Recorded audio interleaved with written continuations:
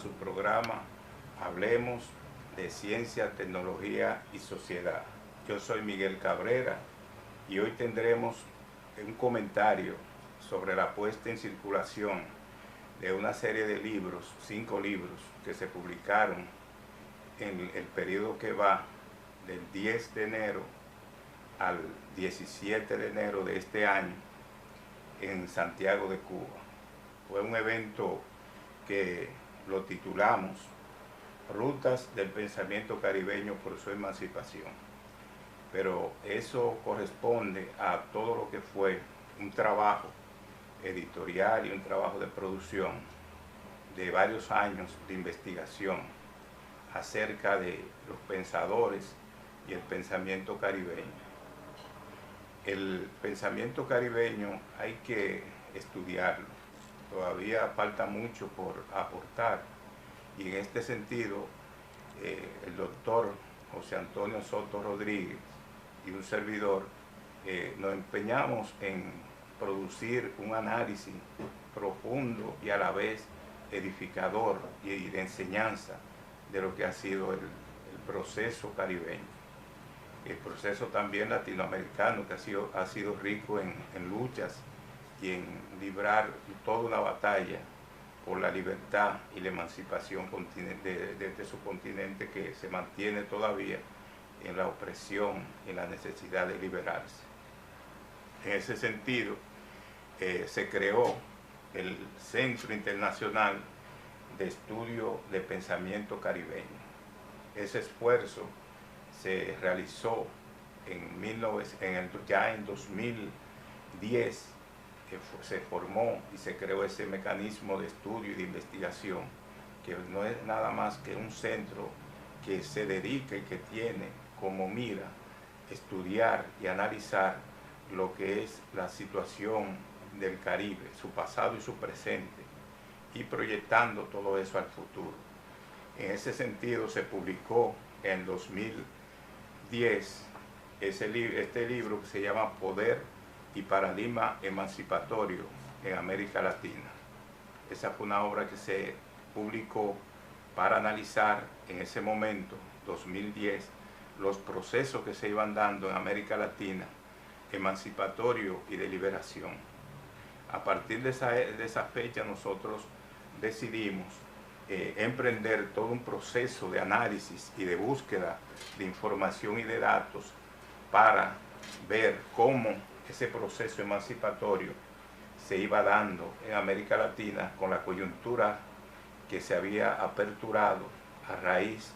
de lo que fue los cambios que se produjeron con la llegada de los partidos, grupos y organizaciones progresistas al poder. Ese libro contiene ese análisis, si Poder y Paradigmas Emancipatorios en América Latina, lo escribió el que dirigía en ese momento el Centro de Investigación, Estudio de Pensamiento Caribeño, el doctor José Antonio Soto Rodríguez. Y se le hizo esa edición en la editora universitaria de la Universidad Autónoma de Santo Domingo. Esa fue la primera obra, el primer nacimiento que tuvo y el primer aporte que se dio en ese momento para analizar lo que era el Caribe, lo que era la región de América Latina, en un momento en que habían fuerzas políticas y organizaciones y partidos que luchaban por el poder y que lograron en muchos países establecerse como gobierno. En ese caso, ese análisis conlleva todo lo que fue un proceso de análisis, de estudio, y en esa alrededor de 300 páginas se analiza y se ve cómo América Latina iba despertando a esa forma de dominación que existía hacía décadas y siglos. Otro aporte que se hizo fue también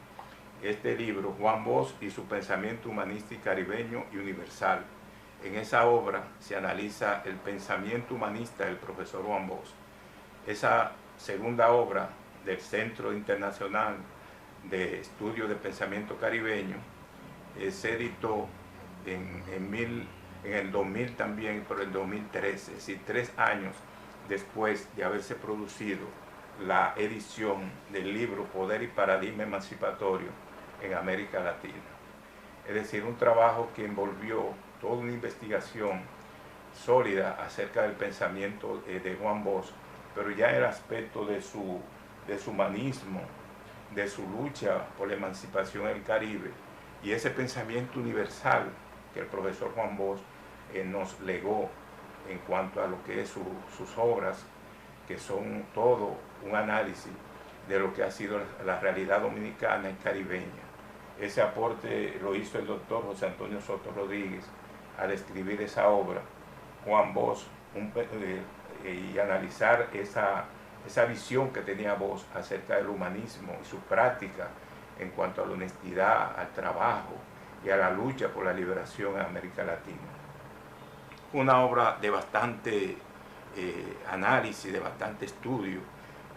En este caso nosotros le agradecemos a lo que aportaron, lo que dieron su bibliografía y que facilitaron al doctor José Antonio Soto Rodríguez enfocar a Juan Bosch en ese aspecto de su vida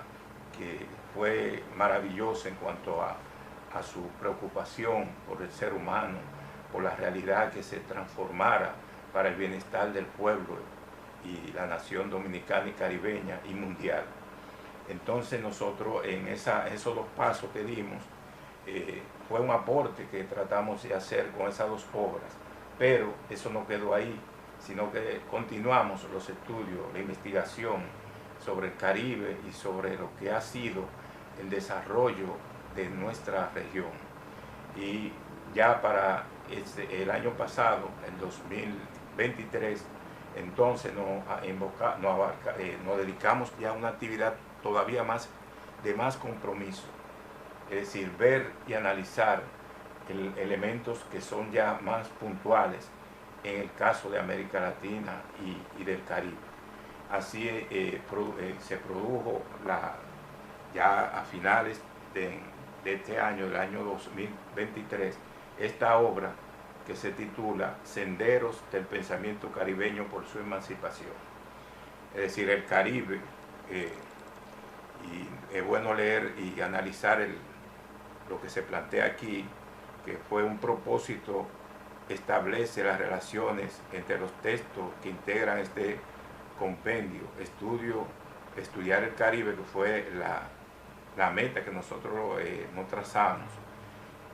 estudiar el Caribe desde diversas fuentes y perspectivas, con una franca intencionalidad abarcadora y múltiples miradas. Es decir, ver todas las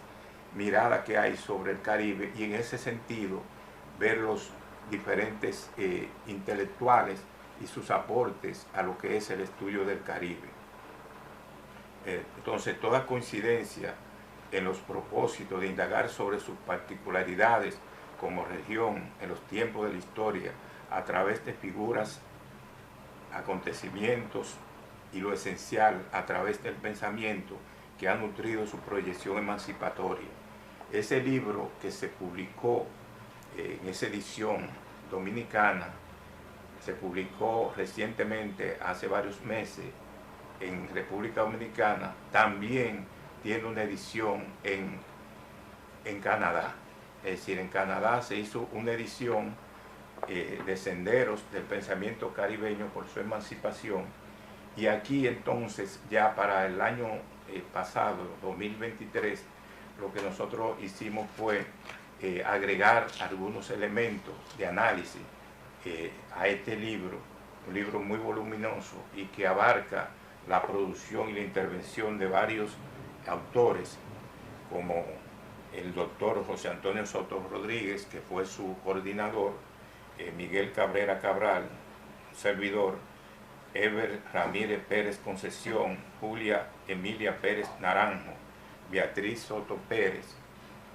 Arteli Daily Cueva, Ana Luz Torres Mustelier, Eliani Brito Blanco, Osmar Silva Crespo, entre otros autores. Es decir, un conjunto de autores. Lo que hicimos fue reunir una serie de trabajos para abordar el Caribe. El Caribe en el sentido de ver todas sus peculiaridades, todo su pensamiento que ha ido evolucionando y que se ha ido desarrollando a través de los siglos y de los años, pero que ese pensamiento también, y de ahí que se habla, ahí que nosotros hablamos aquí de Sendero del Pensamiento Caribeño por su emancipación, ese pensamiento estuvo ligado a la lucha, al esfuerzo que hicieron los caribeños por lograr su libertad, su independencia. En este caso, por eso es que el libro tiene en su portada un momento de la guerra que se dio de liberación de Haití. Eso es lo que representa la portada, un escenario en el cual los libertadores haitianos lucharon contra el dominio francés. Esas fueron acciones que se libraron en 1804, cuando Haití se independizó de Francia, y tras dura batalla lograron zafarse de la esclavitud. En esta obra se tratan temas como las esencialidades del pensamiento caribeño por su emancipación, a través de una introducción que realizamos el doctor José Antonio Soto Rodríguez y Miguel Cabrera. En este caso hicimos un trabajo donde se esclarecía claramente lo que se trataba de esclarecer, lo que era el pensamiento caribeño, su evolución y cómo ese pensamiento había tratado de embarcarse, es decir, dirigirse a la lucha por la liberación. El pensamiento caribeño emerge como respuesta de las necesidades y urgencias que se han manifestado en nuestra región. Se ha configurado como un ideario de resistencia que reafirma la naturaleza propia del hombre caribeño frente a siglos de colonialismo, de neocolonialismo y de los designios imperialistas que intentan borrar nuestras identidades culturales. Las rutas más esenciales de dicho pensamiento se manifestaron a mediados del siglo XVIII, cuando la criollidad estableció sus intereses propios y gestó una manera de pensar frente al colonialismo que, como una frontera imperial, azotaba el Caribe y sustraía sus recursos, menoscabando las manifestaciones económicas, sociales y culturales de los hombres que venían emergiendo en un sentido de pertenencia en la tierra que los vio nacer. Es decir, ahí nosotros resaltamos y vemos la explotación a que fueron sometidos los pueblos caribeños, los países caribeños, por parte de las grandes colonias de Europa, y destacamos que eso conllevó a una resistencia, a una manera de confrontar y de reclamar los derechos del ser caribeño como tal. Es necesario resaltar aquí que las problemáticas identitarias y de los paradigmas emancipatorios conformados con un pensamiento de resistencia levantado en nuestra región para subvertir la injusticia hacia el hombre caribeño están muy vinculadas, lo cual se manifiesta en que la mayoría de los pensadores que han proyectado sus luchas por la reivindicación del Caribe lo han hecho en primer lugar desde la perspectiva de la defensa de nuestros valores identitarios y la toma de conciencia de ello por nuestros pueblos, enfrentando la colonización mental impuesta por los colonizadores y las correspondientes conductas de descompromiso. Es decir, que tratamos ahí también de ver cómo esos pueblos caribeños lucharon y se enfrentaron y trataron de subvertirse en defensa de sus intereses como pueblos que tenían una identidad diferente a las identidades que trataban de menoscabar los ocupantes de sus territorios. El análisis del ser identitario caribeño deviene una necesidad para los pensadores caribeños en un mundo signado por la globalización capitalista y sus pretensiones. Es decir, vivimos en una etapa diferente a la que vivieron los grandes luchadores por la libertad caribeña, Sin embargo, ahora también se hace necesario un proceso que se ha dado de globalización y de neoliberalismo, también de enfrentar la situación reinante en esta zona del Caribe. En ese sentido, esta obra trata de explicar ese proceso de lucha que los pueblos caribeños desempeñaron en todo el siglo de ocupación, los alrededor de 300 años que duró la ocupación europea en la zona caribeña y también latinoamericana. Otro libro que también pusimos en circulación y publicamos a finales de año y a comienzo de este año lo hicimos en esa jornada que le llamamos Rutas del Pensamiento Caribeño por su Emancipación, y que abarcó desde el 10 de enero hasta el 17 de enero de 2024, es decir, ya en este año, y donde hicimos una serie de actividades como fue la puesta en circulación, la publicación de estos libros en la Casa del Caribe el 10 de enero y ya el 12 en la UNEA, es decir, en la Unión de Escritores y Artistas Cubanos, también se hizo un acto de puesta en circulación, y finalmente el día 17 de enero se hizo otra actividad en la Universidad de Oriente de Santiago de Cuba. Esas fueron una jornada que abarcó también una serie de entrevistas, como fueron las realizadas por Cuba Visión y transmitidas en las emisiones que ésta tiene en la televisión. Además también fuimos a Teleturquino, que es un canal que está en Santiago de Cuba, y participamos y fuimos entrevistados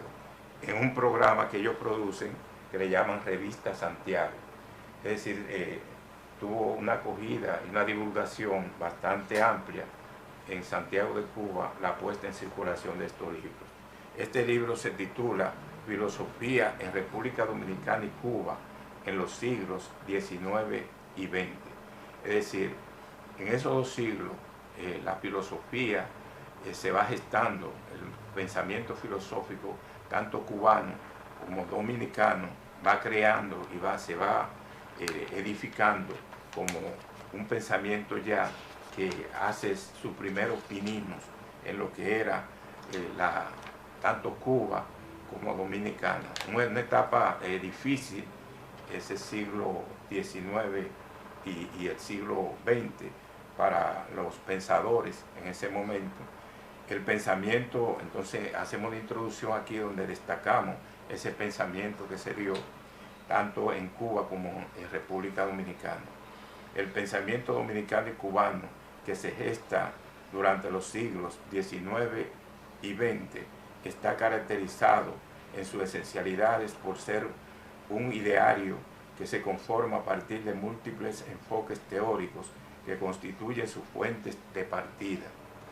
No solo nos estamos refiriendo a las que llegaron de Europa Occidental, porque gran parte de esa teoría filosófica, de esa doctrina y de esas corrientes filosóficas fue primero de Europa, como fue el caso de la escolástica, también ese pensamiento ilustrado que llegó, el empirismo, es decir, ese pensamiento que se fue creando en el plano filosófico llegó esencialmente y primero de Europa. Pero entonces nosotros aclaramos aquí que no solo nos estamos refiriendo a las que llegaron de Europa Occidental, sino también de las que se gestaron en los Estados Unidos de Norteamérica en el siglo XX. Los pensadores que se levantaron con un sesgo de progresismo social continuaron las concesiones que se desarrollaron en el siglo XIX y las elevaron a un nivel superior.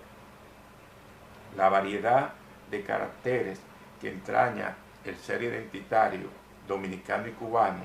obliga a analizarlo desde las más diversas aristas. Por eso no se puede soslayar el análisis histórico-social, las peculiaridades etnosociológicas y el complejo proceso de mestizaje que dio lugar a su surgimiento y crecimiento espiritual. Dentro de esas rutas como visivas no se puede pasar por alto que el pensamiento filosófico, político, ético, sociológico y estético que se ha erigido en nuestros pueblos dominicano y cubano ha estado signado por el carácter de compromiso manifiesto con los problemas que actúan en cada época, marcando la vigencia de encontrarle también adecuada solución. En este caso se trata de hacer un análisis de lo que ha sido ese pensamiento filosófico, tanto en Cuba como en Dominicana, partiendo de esas corrientes que fueron, por ejemplo, en el caso dominicano, el empirismo, ese empirismo, esas ideas ilustradas que se gestaron y que fueron difundidas y acatadas y elaboradas en el caso de Antonio Sánchez Valverde y Andrés López de Medrano. Es decir, esos dos representantes de esa corriente ilustrada fueron lo más destacado y lo que crearon la conciencia filosófica que se fue gestando a partir de ahí. El caso, por ejemplo, de Antonio Sánchez Valverde, con su obra Carta al Conde San Javier, y también que ahí se expresa su empirismo, su concepción empirista, y también el caso de la lógica de Andrés López de Medrano. Esas obras que fueron, y esa carta y ese libro sobre lógica de López de Medrano, fue la iniciación de lo que podríamos llamar ese filosofar dominicano. Luego también ahí nosotros analizamos la llegada también de Eugenio María de Hostos. En este caso hay que destacar ese trabajo, ese trabajo tan arduo que se realizó en cuanto a lo que fue el positivismo hostosiano. Hostos, que llegó en 1879, en una época donde ya se llegaba a la segunda mitad del siglo XIX, pero que en esa época le favorecía que su amigo Eugenio, es decir, en ese entonces Eugenio María de Hostos vino a una reunión, es decir, un encuentro que se hizo en Puerto Plata con Emeterio Betances, que también era un luchador puertorriqueño por la libertad y por la justicia en su país, que era Puerto Rico, y se encontraron y se hicieron una amistad entre Eugenio María de Hostos y el general Gregorio Luperón, ese general libertador del pueblo dominicano que luchó y logró la restauración de la República. En ese sentido, nosotros vemos que a partir de ahí, entonces, se produce la llegada del positivismo y Hostos contribuyó al desarrollo de esa corriente filosófica en la República, en el país, ya era República Dominicana, porque eso fue ya en la segunda mitad del siglo XIX. En este caso, Hostos se ligó mucho al problema de la educación dominicana, esa educación que fue una educación normalista, con la creación de la Normal, escuela normal que se creó aquí en Santo Domingo, y entonces en otros momentos también, ya en los años, en 1880, se trasladó y se creó en Santiago. Es decir, Hostos tenía todo ese pensamiento elaborado y todo ese pensamiento de difusión de lo que era la escuela hostosiana y un cambio en la visión de la educación. En este caso, él abogaba por una educación laica, una educación que no fuera eminentemente religiosa, como se había implantado luego de la ocupación y del sometimiento de los españoles, quienes implantaron aquí el catolicismo y lo difundieron y lo emplearon en la educación. Esa concepción hostosiana le trajo como consecuencia el enfrentamiento con Meriño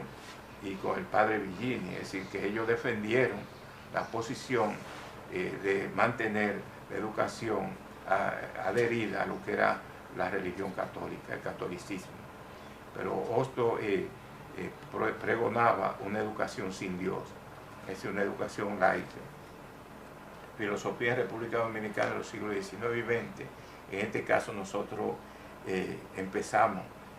diciendo que el pensamiento filosófico dominicano tiene Antonio Sánchez Valverde a su primer exponente con su carta al Conde San Javier, donde se pronuncia a favor de las ideas modernas.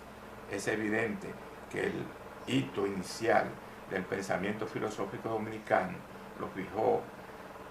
Antonio Sánchez Valverde con su impugnable epístola filosófica al Conde San Javier, pero sus afanes de modernidad constituyen una aspiración justificadísima que no tardó en manifestarse en plenitud. Eso es una de la primera parte que analizamos, es decir, el trabajo y la difusión de las ideas filosóficas en República Dominicana, partiendo de esa carta que escribió Antonio Sánchez Valverde, que también se incursionó en el área de la historia y escribió una obra que fue muy famosa y muy importante para la historiografía dominicana, que fue la idea del valor de la isla española. Eso fue un aporte también que Antonio Sánchez Valverde dio al pueblo dominicano. En la primera década del siglo XIX surgen inquietudes acerca de la independencia nacional. Es un momento de reflexión sobre el destino del pueblo dominicano, después de permanecer 300 años bajo la dominación española. El sector más beligerante lo fue el que representaba las ideas modernas. Por eso es que el año 1816 fue la expresión del proceso de maduración política que implicó la aparición de ideas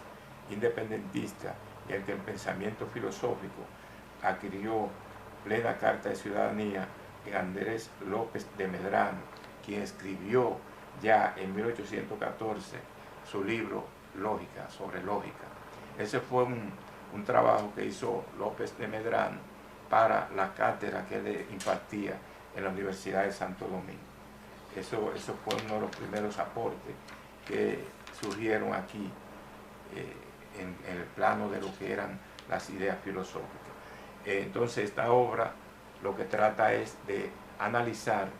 cómo en República Dominicana, cómo en Cuba,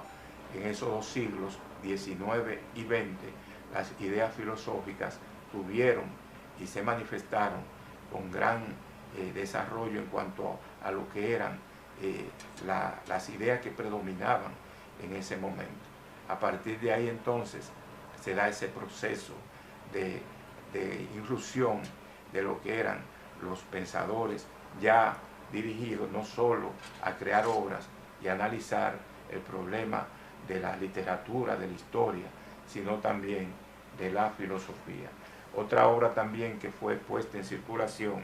y cuya autoría del doctor José Antonio Soto Rodríguez y Miguel Cabrera Cabral fue esta obra titulada República Dominicana en la visión crítica de Juan Bosch. En esa obra se trata de ver ya y analizar algunas obras en las cuales el profesor Juan Bosch tiene una visión crítica de lo que es la sociedad dominicana. Juan Bosch escribió alrededor de 45 libros donde analiza y expone lo que es la situación dominicana, la realidad dominicana que le tocó vivir, porque Bosch estuvo en el exilio en Cuba y en Puerto Rico, se fue también a Venezuela en un momento. Es decir, la situación aquí de la dictadura de Trujillo hizo que él se fuera del país y se exiliara en 1938. Y a partir de ahí entonces se produjo todo lo que es un trabajo, una producción intelectual realizada por Juan Bosch. Él produjo una obra que se llamó La Mañosa, una obra sobre las revoluciones, le llamaba. Entonces esa obra que escribió Bosch, que era una novela, La Mañosa, fue de gran importancia en ese momento, y a partir de ahí empezó a analizar con cuentos escritos en el exilio, más cuentos escritos en el exilio, analizar también las condiciones y la situación del campesinado dominicano. Es decir, Bosch contribuyó con sus obras a edificar lo que era la conciencia nacional. Sin embargo, ya para cuando él viene, ya en 1962, que fue el año en que él regresó de ese largo exilio, 25 años de exilio, entonces gana la presidencia el 20 de diciembre de 1962 y se juramenta el 27 de febrero de 1963, y cuando le dan el golpe de Estado, ya en septiembre, 25 en septiembre de 1963, es decir, dura 7 meses en el poder, entonces él empieza a escribir obras, ya no como novela, ni tampoco como cuento, sino referida más fundamentalmente al análisis sociológico, al análisis histórico, al análisis ya de la realidad dominicana, pero con otra perspectiva que no es la de cuento y novela, donde expresaba también esa realidad dominicana. Juan Bosch en ese sentido hizo una gran contribución al esclarecimiento de lo que era la realidad dominicana, analizar no solo el presente, sino también el pasado, con una obra que fue trascendental desde el punto de vista sociológico e histórico, que fue Composición Social Dominicana. Ese aporte de Juan Bosch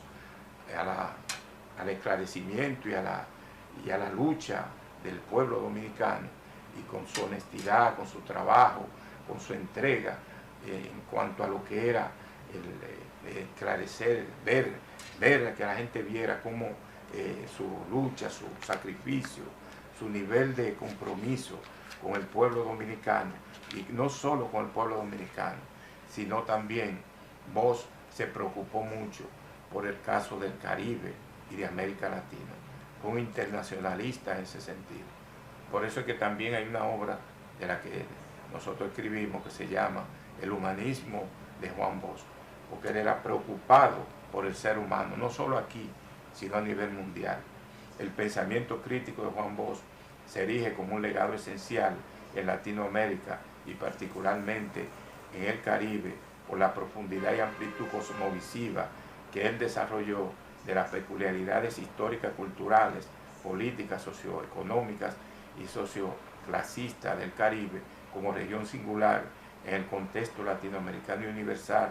y en particular de su República Dominicana, a la que tantos esfuerzos dedicó en lo literario, en lo ensayístico, como hombre de acción política y como pedagogo de la nación dominicana, ya que con su oratoria trató siempre de preparar política y culturalmente al pueblo dominicano para que conociera la verdad y las esencias de los problemas que aquejaban a esta nación, y actuara en consonancia con ellos para luchar por su libertad, por la igualdad social y la más plena democracia. Era un demócrata cabal, un hombre plenamente convencido de su lucha y de su sacrificio por el pueblo dominicano, con una honestidad y una firmeza inquebrantable, y en defensa también de los mejores intereses del país. Entonces nosotros aquí decimos que este libro pretende hacer un análisis reflexivo de los aportes de Juan Bosch en su visión de la realidad dominicana que le tocó vivir, y demostrar cómo esta aprehensión va creciendo en Honduras, producto de las circunstancias en que se vio envuelto, y por las fuertes y corrientes, esas fuentes y corrientes de pensamiento que le influyeron en cada una de las etapas que atravesó su vida entregada al servicio de su patria y del Caribe, así también como de América Latina y del mundo. Era un internacionalista, un hombre solidario con los pueblos, no solo latinoamericanos y caribeños, sino mundiales, a través de su ejemplo, de su sacrificio y de su entrega. Entonces ahí nosotros en esta obra lo que hacemos es que vamos viendo esa visión crítica que Juan Bosch analiza y que va plasmando en sus obras sobre el accionar en la República Dominicana. En este caso también, ya siguiendo con lo que eran esos pensadores y los aportes que han hecho, también tenemos este libro ya, que titulamos Narciso Izaconde, su pensamiento revolucionario de izquierda en República Dominicana. Aquí tenemos otra obra que también se refiere a un pensador, a un sacrificado revolucionario, y que también ha dado toda su vida y todavía la sigue dando porque está vivo. Produce un programa que le llaman Tiro al Blanco, que se transmite también en algunos canales de televisión, y donde él también trata, en este caso, de enfocar y de denunciar las injusticias sociales, políticas que se dan en República Dominicana. Es un luchador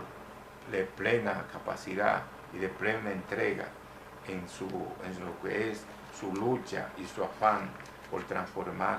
la nación dominicana. Este libro sobre Narciso Izaconde es un aporte que se hace para ver cómo, desde el punto de vista revolucionario, Narciso analiza la realidad dominicana, porque esa forma de él analizar tiene ya varias obras donde se refleja lo que es su pensar revolucionario, su pensar de lucha, de sacrificio y de transformación de la nación dominicana hacia senderos de progreso, de avance y de bienestar para el pueblo dominicano. Narciso Izaconde es de esas figuras necesarias en el desarrollo del pensamiento de izquierda en República Dominicana, porque él marca una trayectoria revolucionaria en la lucha frontal contra las fuerzas reaccionarias de derecha en este país. Sus inicios como revolucionario fueron sus luchas estudiantiles contra el poder despótico de Trujillo. Desde esa época está Narciso luchando y manteniendo todo lo que es una actitud de sacrificio, de esfuerzo, de denuncias, de entrega total, porque también es un revolucionario activo y de siempre está en la batalla y en la lucha. Su quehacer por la unidad de las fuerzas de izquierda dominicanas en la década del 60 y del 70, su enfrentamiento abierto al balaguerismo y a la corrupción de su gobierno al frente del Partido Comunista Dominicano y a la postura reformista del Partido Revolucionario Dominicano, PRD, en la figura de su presidente Peña Gómez, y posteriormente su enfrentamiento al desgobierno y la corrupción del Partido de la Liberación Dominicana, PLD, en la época de Leonel Fernández, lo marca como un hombre íntegro en su lucha por la verdadera democracia y por la justicia social, por una actitud y limpieza moral en su pensamiento y acción digna de destacar. En este sentido, Narciso ha sido vehemente en su lucha, en su defensa, en su enfrentamiento contra esas fuerzas de la derecha que se han mantenido beneficiándose del pueblo dominicano a través de lo que es la corrupción. Eso ha sido una actitud siempre firme y beligerante que Narciso Izaconde ha mantenido en defensa de los mejores intereses del pueblo dominicano, y también condenando, además de la corrupción, otro elemento muy importante que es la impunidad, esa impunidad que se ha mantenido. Narciso Izaconde es de esos pensadores marxistas de izquierda en República Dominicana que desde muy temprano comprendió que la línea del Partido Comunista era luchar en contra de los males sociales, transformar el país y llegar a estadios de desarrollo superiores y a un reparto equitativo de la riqueza y a la defensa también de los intereses nacionales. Al haberse formado en una familia de estirpe revolucionaria que luchó primero contra Trujillo y que conspiró contra el gobierno despótico de Balaguer, lo fue contagiando desde niño con ese ambiente de repulsa a lo tiránico y a odiar a los avasalladores del pueblo.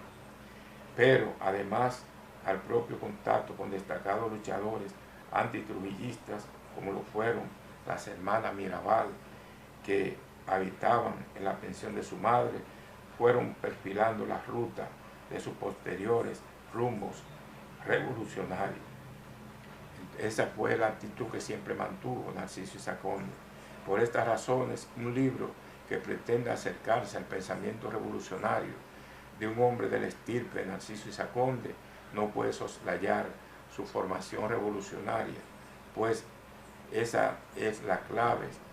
de las posteriores proyecciones de su pensamiento revolucionario de izquierda, que van increciendo, madurando y acercándose a posiciones teóricas de gran vuelo y de trascendencia internacional,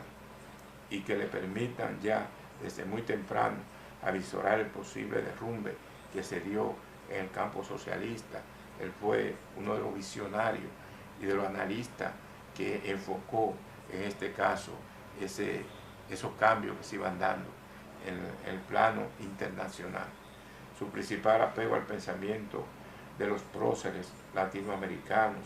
del marxista como Mariátegui, el Che y Fidel, que marcan posiciones radicales en lo que debe ser un revolucionario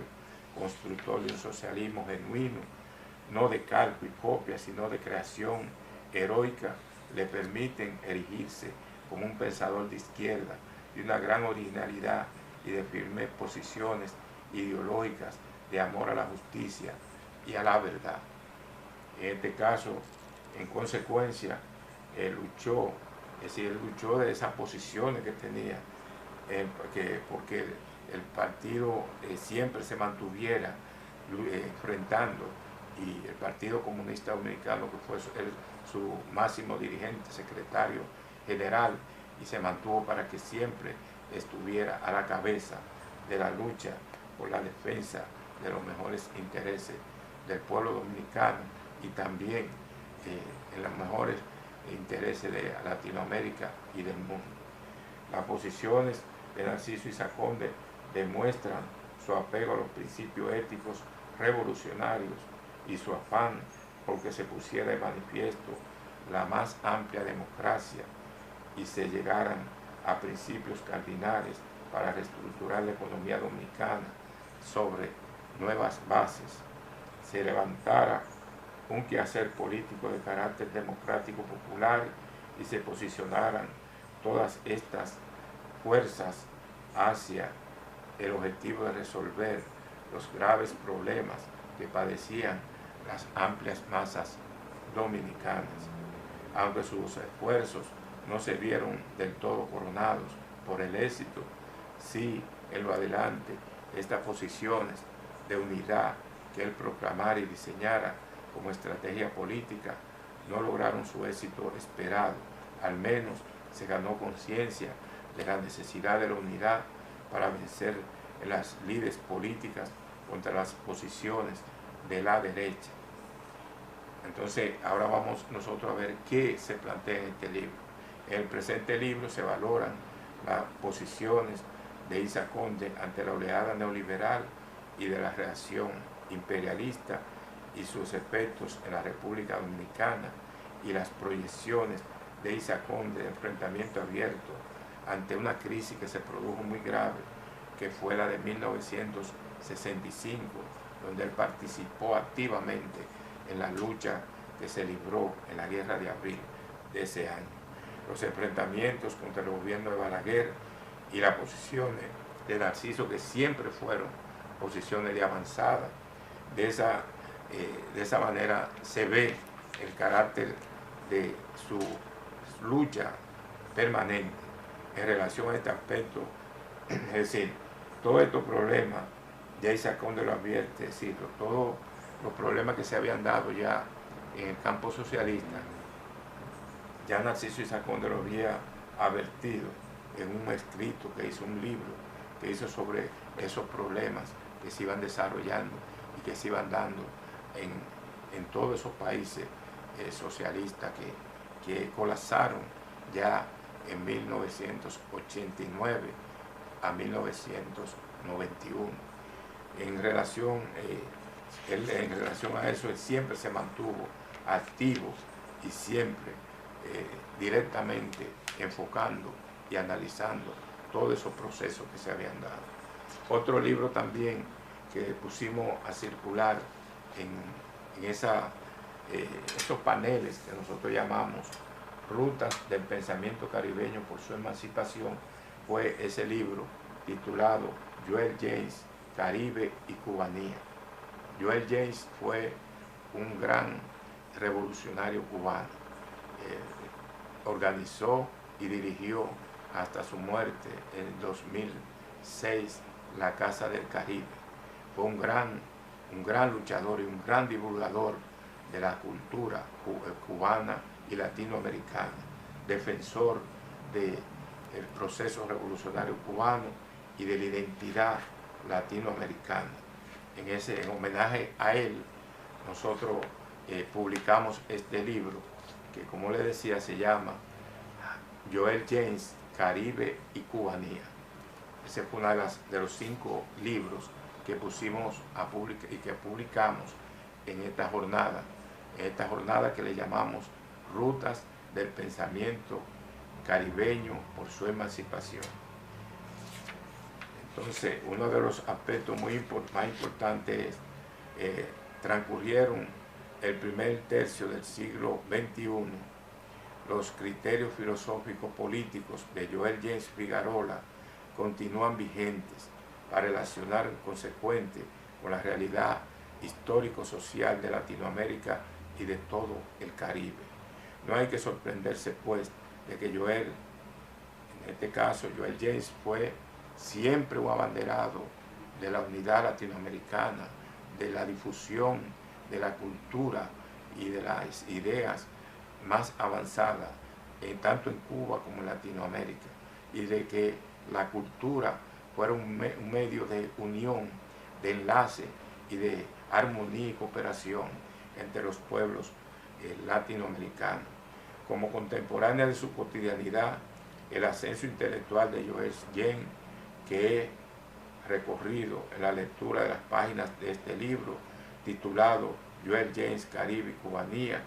hace recordar aquellos años de 1970 y 1980 en los cuales él terminó por madurar su pensamiento cuando llegó a las aulas con una sólida cultura y una visión política práctica de las prisiones de Cuba. Asumió con recato la carrera de historia para completar una visión ecuménica de la humanidad que inmediatamente puso al servicio de la cultura popular cubana. Numerosos son sus resultados analíticos para la historia contemporánea del pensamiento cubano, la que fue un tributo a aquello del Caribe. Es decir, él creó, uno de sus aportes más grandes fue también la creación de la Casa del Caribe, en la cual él se mantuvo siempre aportando, siempre luchando porque Latinoamérica y el Caribe tuvieran presencia allí, en esa Casa del Caribe, que todavía hoy está. Ese libro que fue un homenaje a Joel James, también lo publicamos en esa jornada que nosotros desplegamos, tanto del día, en este caso, del 10 al 17 de enero del presente año 2024 en Santiago de Cuba. Ahí hicimos lo que se llamó un aporte de acuerdo a nuestras posibilidades, al desarrollo, a la amplitud de los vínculos culturales entre Cuba y República Dominicana. Ese aporte tratamos de darlo y en ese momento nosotros lo que hicimos fue una colaboración mínima a lo que es el estudio del Caribe y la posibilidad de que haya esfuerzos que también ayuden y contribuyan a que el Caribe nosotros podamos estudiarlo, sus pensadores, sus aportes de cada uno de ellos y cada vez también resaltar la lucha emancipatoria que el Caribe ha desplegado en defensa de los pueblos que también sufren la explotación nacional como internacional, como extranjera. Eso era lo que tratamos el día de hoy y nos despedimos. Será hasta el próximo lunes con Hablemos de Ciencia, Tecnología y Sociedad con Miguel Cabrera. Muchas gracias.